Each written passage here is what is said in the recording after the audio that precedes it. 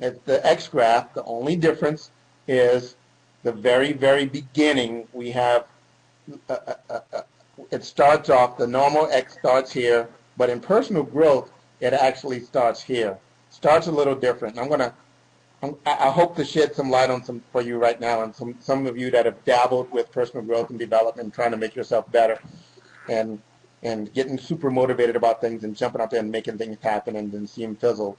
Maybe I can give you some insight into why that is. So in human behavior now, this is the human behavior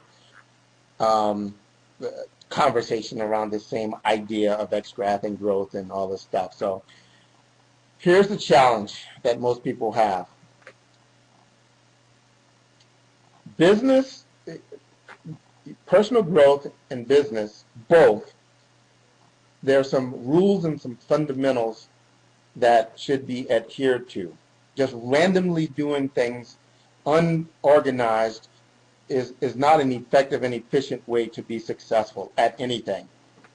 A structured, proven approach to get the result that you intend to get is by far the most proven path. In other words, using a system. When you use a system, a system design with a very specific end game in mind. In this case, we're going to talk about long-term personal growth. In the business case, it would be long-term financial growth. But in most cases, the adoption of the system requires you to change some behavior, to learn some new things, or at least at a minimum to change your perspective. Now, there's people that don't take this. They take gimmicks, they take tricks, they do things that aren't fundamentally sound or designed for long-term growth, and what they experience is immediate success. Immediate success. That's why all of these money games and pyramid schemes and all these different things out there attract a lot of people. And the reason why they still attract a lot of people is because people do something really fast and they see a result, a really big result, really fast, and they think, wow, that's going to take me to the moon. And what they're looking at is a spike, an elevation in their performance that's artificially supported. The flip side of that is when people take the systematic approach to success, either in their personal growth or life or business, because there's a learning curve, because there's a change in understanding or minimally a perspective that you have to go through, there's an awkwardness and a perceived decrease in ability. You seem less efficient at this new thing you're doing than you are at other things. Okay, but here's what happens. When there's an artificially bump, or when there's a temporary bump in your performance, not based on the true fundamentals, there's what's called the regression to the norm. And a regression to the norm just means that's when you start to slowly come back down to what your actual capability or what the actual capability of the system or the model is. Let me give you a real-life example of how people can misinterpret this regression to the norm. Many years ago, for the longest time, there used to be Sports Illustrated magazine. I think it was Sports Illustrated magazine, but it was a sports magazine. And they used to have this idea of the curse, right? If you make it on the cover of the magazine, the curse would take over, and right after you make it on the cover, you would have a bad season by comparison, right? You would all of a sudden, when they say, hey, this is the best, basketball player ever, or golfer ever, or tennis player ever, then as soon as you make the cover, all of a sudden, you seem to start performing crappy, and they used to call it kind of like the curse of the cover or something like that. But what actually has happened was a really good example of this regression to the norm. The reason they made it on the cover in the first place is because they had a huge above normal average year. They had something happen. It all came together. Perfect time, perfect storm kind of thing, perfect situation, perfect game, streak or perfect game, whatever that is.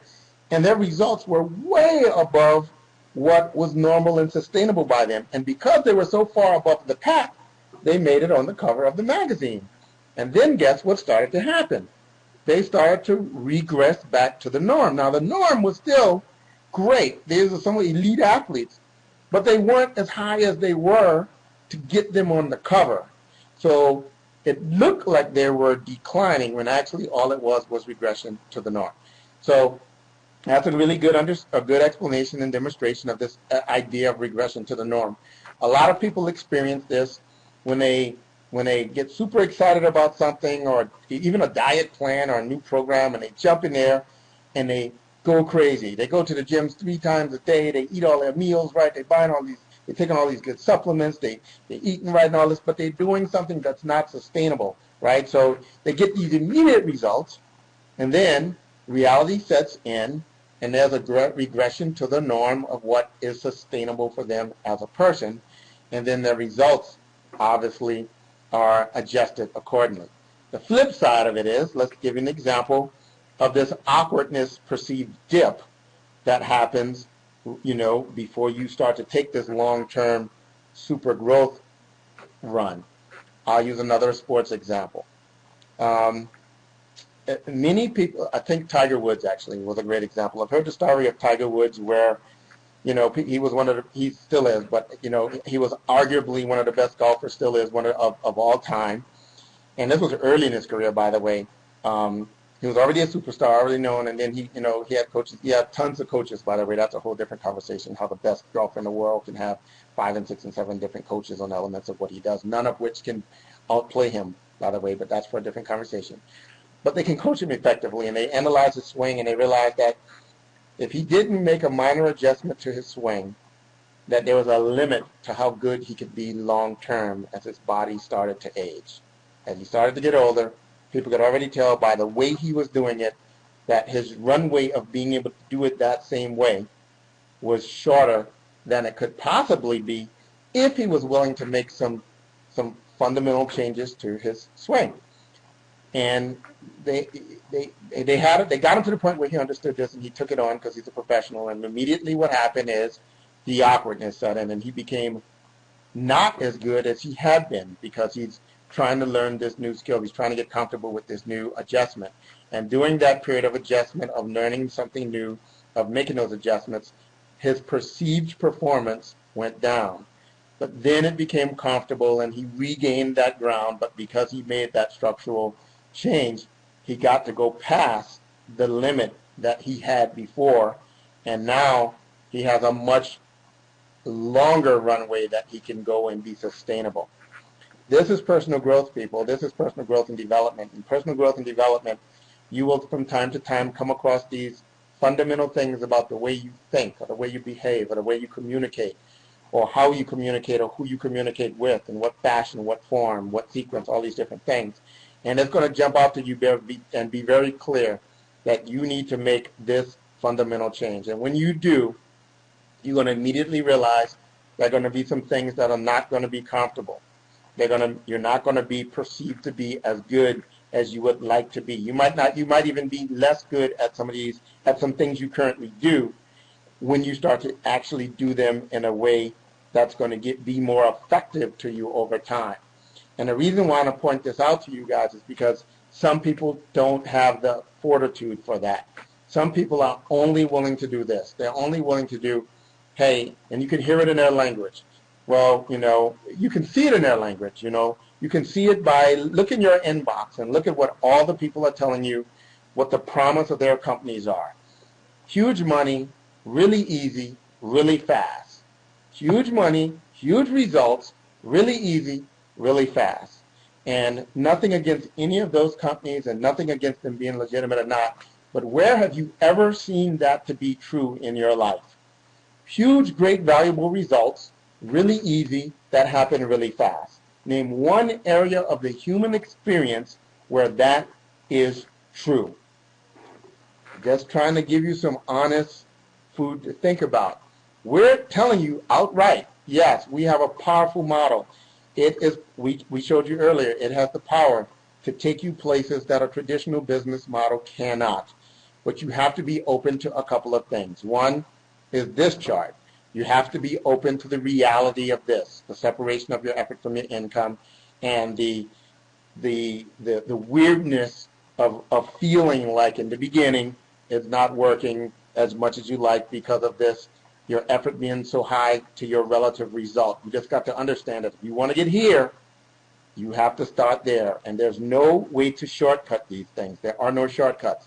So this is one thing you're going to have to adopt. The second thing you're going to have to adopt in some form is this, because unless you're just a prodigy and you're born for this somehow, which we don't believe in, that means that there's something in some element of something that you're going to need to do this chart is going to help explain your dilemma. You're going to either be willing to be coached and get through and understand that you need to change some things about some things you do or how you think or what you do, and you're going to be willing to go through the awkwardness of making those personal adjustments and experiencing the perceived challenges with that. You're going to have to be willing to do that if you want to get to the next level. In fact, the thing that's keeping you from getting to the next level is not that you've not been able to find this, the super high rocket shortcut, is because you've not been able or willing to do this. Make a fundamental habitual change, a habitual based change. And habits drive a lot of this. So, a lot of these things are simple to do. They're not the easiest things to do. They're simple to do. But we say they're not easy because there's always going to be something easier than doing something uncomfortable. And what we always lose out to is doing nothing. Doing nothing beats us every time. When we stack up doing nothing to doing something that's awkward or challenging, doing nothing wins a good chunk of the time. So guys, here's the deal. If you understand anything I talked about today, maybe I hope to have given you some good clarity on why there is this kind of gap, if you will, between where people are and where they're really trying to go. And I hope I help you understand how we try to help you get there. Again, if you want the detailed explanations of the industry that's driving us, because that's important, huge, expanding, global, it's mobile, go watch the broadcast where we tell you all about that. We talk about demographics. We talk about all kinds of things that back up that story, and you can go independently validate anything we talk about. Or if you want to understand the positioning of our companies from a product perspective, go have somebody point you to that broadcast. And again, you can go independently validate, the role that mobile apps are and will play in the lives of consumers and small businesses in the next 10 to 20 years. Okay. Once you understand all of these things, you will understand that we have a unique opportunity to help you bridge this gap. Now, my last bit of brutal honesty. If you recognize that you have this brutal gap and you are okay with that and you're willing to live with that, then you are never going to really do the things I just talked about to make the significant change. We need people that feel like that. We need people that want something, that want a difference or want a change so much that they're not willing to just continue to stay in the position that they are. It's too uncomfortable to stay in that position. If you are willing to do that, then we're going to show you how to use our products and services and company and the compensation model built on that digital consumption that we talked about, how to set that vehicle on this uncontrollable wave of, it might be one of the biggest economic shifts and trends that we've ever going to witness in our lifetime, which is this shift to mobile, because the mobile economy is just on a scale that we've never seen before in terms of numbers and possibility. So that's the wave that's going to drive our vehicle. And if you're willing to do those things we talked about and grow as a person and do good things and be a part of good teams and play team and all the different things that we alluded to today, then we're going to help you get out of that box. And once you get out of that box, you're gonna feel youthful. And what I mean by that is, I mean that in the deepest sense, because what we find and what we've experienced and what we see happen is that regardless of how old you are, how worn out, how tired you are, when you align yourself truly with things that empower you, that things that excite you, that things that have value to you, that things that have meaning to you, You become youthfully optimistic. You become youthfully playful. You become youthfully energetic. You become youthfully excited. And that, my friends, is what we believe life to be all about.